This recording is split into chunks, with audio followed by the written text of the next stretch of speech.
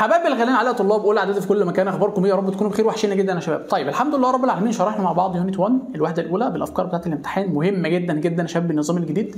هسيب لك تحت الحلقه دي في اول كومنت، في اول تعليق، روح اتفرج عليها فيها كل حاجه. النهارده ان شاء الله لاول مره امتحان لاولى اعدادي، النهارده اول حلقه، النهارده امتحان لطلاب اولى اعدادي على الوحده الثانيه. بص بقى، لو انت النهارده استفدت من الحلقه دي يا ريت تعمل زي طلاب ثانيه وثالثه اعدادي بيعملوا مع مستر، بيعملوا لايك للحلقات اللي احنا بننزلوها، لان هم كده الحمد لله رب العالمين بيستفيدوا مليون المية. وانت النهارده باذن الله رب العالمين 100% هتستفيد من الحلقه النهارده وهتاخد افكار مهمه جدا. خلاص، فالطلاب دول بيعملوا لايكات، بيعملوا تعليقات كويسه جدا في الحلقات. يعني انت دلوقتي لو استفدت انزل تحت اكتب كومنت كويس، بس ممكن بقى تعمل حاجات ثانيه، ممكن تاخد الحلقه دي مشاركه عندك على الفيس او على الواتس. المهم يا شباب ان في تفاعل في الحلقه، خلي الحلقه تنتشر. هعمل لك حلقات كتير جدا جدا زي طلاب ثانيه وثالثه اعدادي، بنشرح مع بعض مثلا في حلقه واحده بس، فيديو واحد بس، وحدتين مثلا، وبنزل لك امتحانات او افكار جت في الامتحانات قبل كده، بنزل لك الباراجرافات اللي هتيجي في الامتحان 100%، بقول لك كل حاجه في الوحدات. يعني انا بعمل لك حلقه مجمعه فيها كل حاجه.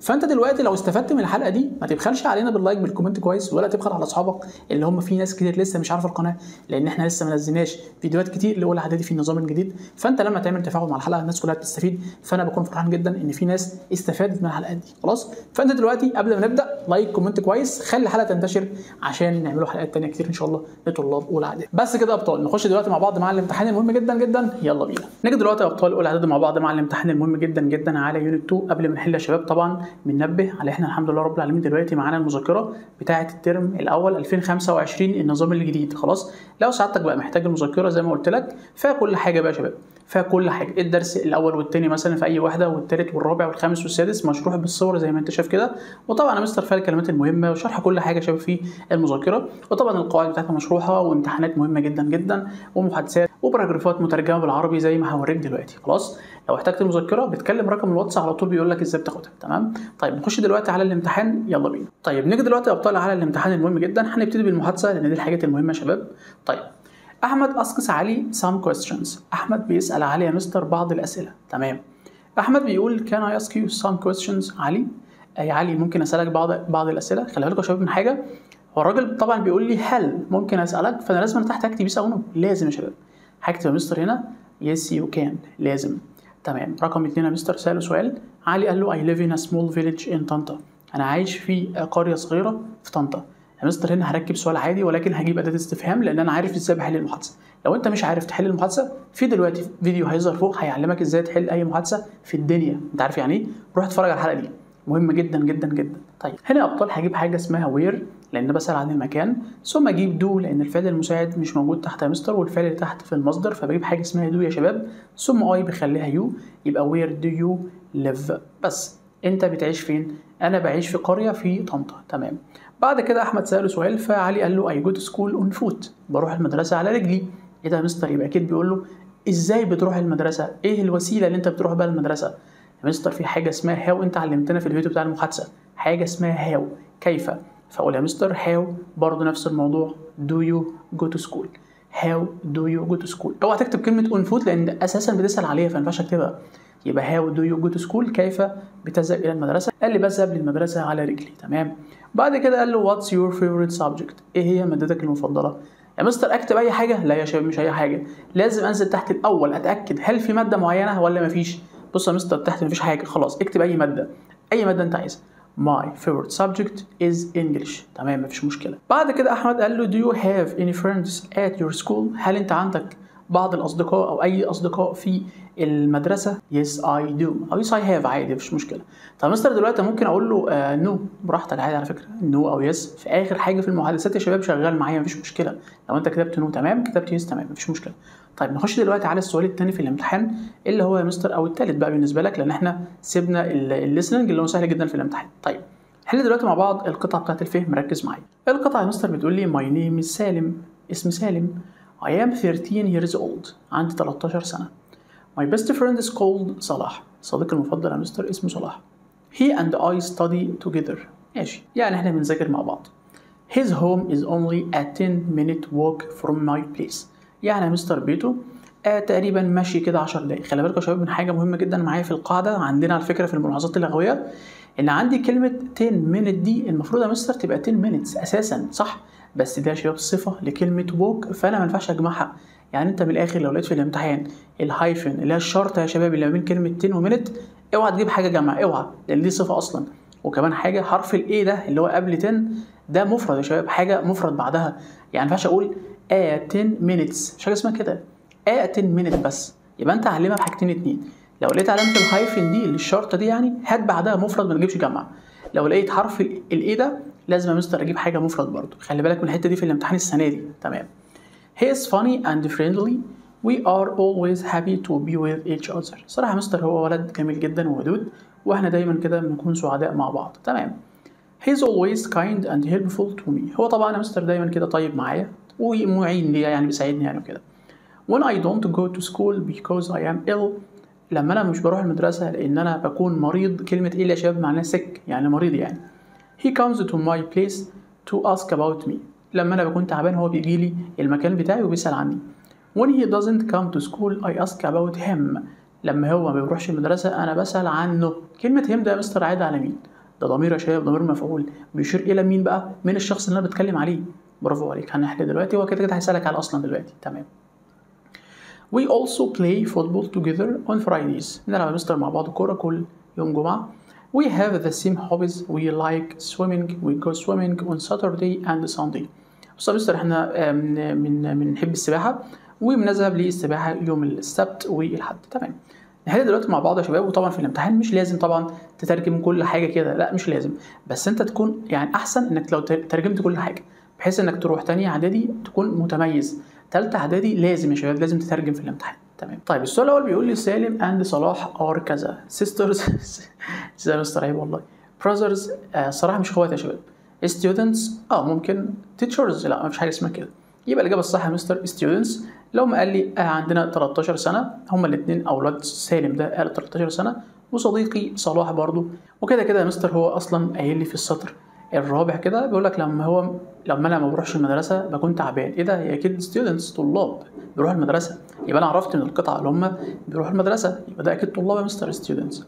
رقم 2 the word ill means كذا. كلمه ill يا شباب معناها مريض، وكلمه means دي معناها تعني ايه؟ يعني كلمه means دي لما تجيلك في الامتحان بيقول لك الكلمه دي معناها ايه. كلمة ill يا شباب unwell الصراحة، well لا، good لا، health لا. يبقى كلمة يا مستر ill مريض، يعني حد مش على ما يرام، حد مش كويس، اللي هو يعني مش صحته كويسة، يبقى حاجة اسمها unwell لفترة مؤقتة، يعني هو تعبان دلوقتي يعني. unwell اللي طريقة إجابة صح. صلاح's house is كذا سالم's house. صلاح's house is near ولا far ولا opposite ولا behind؟ هو لا مستر 10 دقايق، فمش بعيد على فكرة، طالما 10 دقايق مشي. لو انا قايل لي في السطر يا شباب التاني his home is only a 10-minute walk، 10 دقايق مشي، ده مش بعيد يا شباب، يبقى near سالم's house لطريقة دي صح. give a suitable title to the passage. ادينا عنوان مناسب للقطعة. أي عنوان في الامتحان شغال يا أبطال، أي عنوان صح، بس يكون له علاقة بالقطعة. عادة يا مستر ما ممكن أكتب مثلا سالم and his friend صلاح، سالم وصديقه صلاح، قشطة تمام مفيش مشكلة، إجابة صح في الامتحان. طيب رقم 5 why do you think سالم likes صلاح؟ لماذا تعتقد ان سالم بيحب صلاح؟ بص يا مستر سالم ده بيحب صلاح لان هو قال لي في القطعه لما بكون انا مش في المدرسه بكون تعبان هو بيجي لي. وهو طبعا في حاجات تانية ممكن تكتبها بيكوز يا مستر هو فريندلي دايما، هو يعني فاني وفريندلي ودود. هو الراجل ده قال لي كل حاجه في القطعه، قال لي في السطر يا شباب التاني he is funny and friendly، ممكن تكتب كده because he is funny and friendly، ممكن تكتبها كده وتمام في الامتحان. او ممكن اكتب مستر because when سالم doesn't come to school صلاح asks about him، لما بيروحش المدرسة سالم ده صلاح بيسأل عنه. تمام مستر ماشي، كل ده صح عشان في الامتحان كله صح. what does the underlined pronoun him refer to؟ كلمة him يا مستر بتشير إلى مين؟ طبعا يكون شخص يا شباب مذكر، ولكن هنا ضمير مفعول، يعني أنا أساسا مفيش حد هنا إلا واحد بس اللي هو يا مستر صلاح، لأن سالم هو اللي كان بيتكلم يا شباب، سالم هو اللي بيتكلم، فهو بيقول I ask about him، بسأل عنه صلاح يعني اللي بيتكلم دلوقتي سالم، فهم دي عايده على واحد تاني غير سالم بقى اللي هو صلاح، مفيش اصلا الاثنين دول معايا في القطعه، يبقى هي يا مستر عايده على صلاح. ماشي يا مستر. طيب نيجي دلوقتي يا ابطال على الكلمات بقى، ركزوا معايا. ذا كذا and the groom arrived at 5 AM أو PM، 5 مساء يا مستر. إيه ده العروسة بقى والعريس يا مستر، يبقى حاجة اسمها bride لترسيش العروسة and the groom العريس بيوصلوا أو وصلوا الساعة 5. تمام، يبقى الجروم خلي بالك معناه العريس والبرايد يعني العروسة. رقم 2 the signing of the marriage takes place between 7:30 and 8:30. مستر انا عايز اقول كده اللي هو يا شباب العقد القران، قصده مستر يعني توقيع عقد القران عشان الفرح، يعني حاجه اسمها مستر signing of the marriage contract. لتر سي صح لتر سي اللي صح، مش كونتراكت، لتر سي الكونتراكت. ده هتجيلك في الامتحان السنه دي. She lives next door. She is my neighbor. هو مستر عايش يعني يعتبر جنبي، يعني يا شباب زي جارك كده بيكون جنبك. ف she is my neighbor، هو يعني جاري، عايش بالقرب مني بجواري، يبقى ده neighbor. رقم 4 the guests photos with the bride and groom. فوتو يا شباب بتاخد تيك، طب هي في الماضي يا مستر يبقى توك، مفيش مشكلة. the guests took photos. تمام، يعني اخدوا صور يعني مع العريس والعروسه، الضيوف اخدوا صور مع العريس والعروسه. رقم 5 دي اللي انا قلت لك عليها بقى، منى 15 وفي شرط يا مستر اهي، هات حاجه مفرد بسرعه، يبقى يير لتر ايه اللي صح. ليه؟ لان دي صفه يا مستر لكلمه جيرل ذات ال 15 سنه عايشه في القاهره، يبقى منى اللي هي عندها 15 سنه يعني عايشه في القاهره، البنت اللي عندها 15 سنه. يبقى الفكره كلها يا شباب ان انا في هايفن اهي اجيب حاجه مفرد يا شباب. يير هتاخدها في ثانيه وثالثه اعدادي على فكره واولى ثانوي لسه خلاص. رقم 6 the word كذا means huge. huge يا شباب حاجة ضخمة. ايه ده يا مستر؟ والراجل كاتب لي means يعني تعني ايه؟ خلاص يبقى large، هو عايز معناها يبقى large. رقم 7 is someone whose job is to take photos. حد كده مهنته ان هو ياخد صور اهي take photos اهي. خلاص يا مستر حاجة اسمها photographer، لتر دي يا شباب اللي هو الفوتوغرافر. تمام. رقم 8 this is my brother يحيى، ده اخويا يحيى. hair is short and curly. شعره يا مستر شورت وكيرلي. خلي بالك من حاجه، انا بقول ولد، يعني انا دلوقتي عايز اجيب يا شباب صفه ملكيه عايده على ولد مفرد. مستر كلمه his hair. تمام، خلي بالك هي مش هينفع لان انا بعدها اسم شبه مملوك، ما ينفعش اقول هي هير، لا، لان هي مستر بتيجي اول الجمله او بعدها فعل بس، خلاص غير كده ما تستخدمهاش. اما هم لتر بي دي عايزه قبلها يا مستر حرف جر او فعل. اما هيز هي اللي صح لان بعدها اسم مملوك. هير ازاي يا مستر؟ هي تنفع بس لو كانت بقى سيستر مثلا اختي ولا حاجه، بس هو كاتب لي يحيى يعني مذكر، يبقى هيز هير. رقم 9 ذا كذا دريس از بيوتيفول. ذا مستر برايدز لتر سي يا شباب، لان انا دلوقتي بتكلم على الملكيه يا شباب، انا دلوقتي بتكلم على الملكيه، بس البرايد العروسه مفرد، فبجيبها مستر ابوستروفي اس، لان احنا قلنا قبل كده ان الابوستروفي اس بجيبها مع المفرد يا شباب ومع الجمع الغير منتظم، زي مثلا children ده جمع مستر ما فيهوش اس، فبجيب ابوستروفي اس برضه خلاص، والمفرد العادي بجيب معاه ابوستروفي اس. تمام. رقم 10 ونيجي عند الطلب يا شباب. Can you open the door please؟ ممكن يا مستر تفتح الباب، يبقى can you open سهله على فكره. ممكن استخدم will يا شباب بالمناسبه، ممكن استخدم will you open the door عادي برضه في الطلب كان او will. تمام. نيجي دلوقتي عند الجرامر يا شباب اللي هو التصحيح بقى، ركزوا معايا عشان اقول لكم دلوقتي الباراجراف المهم جدا جدا معاكم في الوحده الاولى او الوحده الثانيه سوري. This is our cat، دي القطه بتاعتنا. Their name is Fluffy. الاسم ده يا مستر ما علينا، كده كده حاجه غير عاقل فبجيب يا مستر اتس، خلي بالك ملكيه، نيم ده ملكيه فبجيب اتس نيم از Fluffy. هنا is my cousin، هو هناء عادي. His mom is my aunt ماجدة. برضه يا مستر هنا جاي كاتب لي هيز، ده يا شباب عائد على مفرد مذكر. هل هيز دي معايا دلوقتي في حد مفرد مذكر؟ هنا يا مستر ده اسم مفرد مؤنث، يبقى عايزه هير يا شباب، وطبعا بعدها حاجه مملوكه هير مام، صح كده؟ تمام، يبقى هير مام از ماي aunt. Is this photo of cousin's wedding سمير؟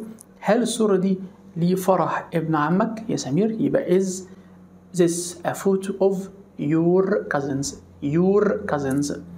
Will you clean the room please؟ دي اللي انا قلت لك عليها من شويه، ان انا ممكن استخدم will في الطلب زي كان بالظبط، يبقى يجي بعدها المصدر يا مستر will you clean. تمام. اهم باراجراف معانا في الوحده الثانيه يا شباب هوريه لكم دلوقتي عشان لو محتاجين ان شاء الله المذاكره فيها بقى زي اللي انا هوريه لك دلوقتي الترم كله يا شباب. بص بقى زي ما انتم شايفين كده يا ابطال، ده اهم باراجراف معايا في الوحده الثانيه، an invitation to a wedding party، دعوه لحفل زفاف. طبعا يا مستر انا بقول my name is احمد I am 13 years old، وتكتب عادي بقى، وتكتب زي ما انت شايف كده ومترجم باللغه العربيه زي ما انت شايف. خلاص طبعا يا مستر الحاجات دي كلها في المذكره، لو انت محتاج المذكره بقى بالوحده الاولى والثانيه والثالثه والرابعه والخامسه والسادسه. شرح يا مستر كل الكلمات بالصور والجرامر برضو وامثله مهمه جدا جدا ومحادثات كل حاجه يا شباب.